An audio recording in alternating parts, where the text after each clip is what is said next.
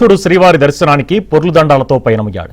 నెల్లూరుకు చెందిన వీరబ్రహ్మేంద్ర కుంకు బాలాజీ అనే వ్యక్తి గో సంరక్షణపై ప్రజలలో అవగాహన కల్పించాలని పొర్లుదండాలతో స్వామివారిని వేడుకున్నాడు. గోజాతి అంతరించిపోతోందని, గోవులను ఇతర రాష్ట్రాలకు తరలిస్తున్నారని ఆవేదన వ్యక్తం చేశాడు. గోహత్యలను ప్రభుత్వాలు అరికట్టాలని డిమాండ్ చేశాడు.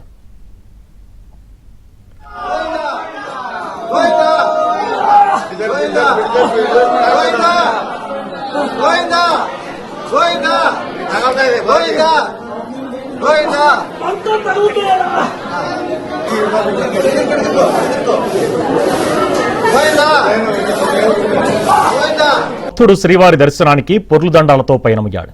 నెల్లూరుకు చెందిన వీరబ్రహ్మేంద్ర కుంకు బాలాజీ అనే వ్యక్తి గో సంరక్షణపై ప్రజలలో అవగాహన కల్పించాలని పొర్లుదండాలతో స్వామివారిని వేడుకున్నాడు. గోజాతి అంతరించిపోతోందని, గోవులను ఇతర రాష్ట్రాలకు తరలిస్తున్నారని ఆవేదన వ్యక్తం చేశాడు. గోహత్యలను ప్రభుత్వాలు అరికట్టాలని డిమాండ్ చేశాడు.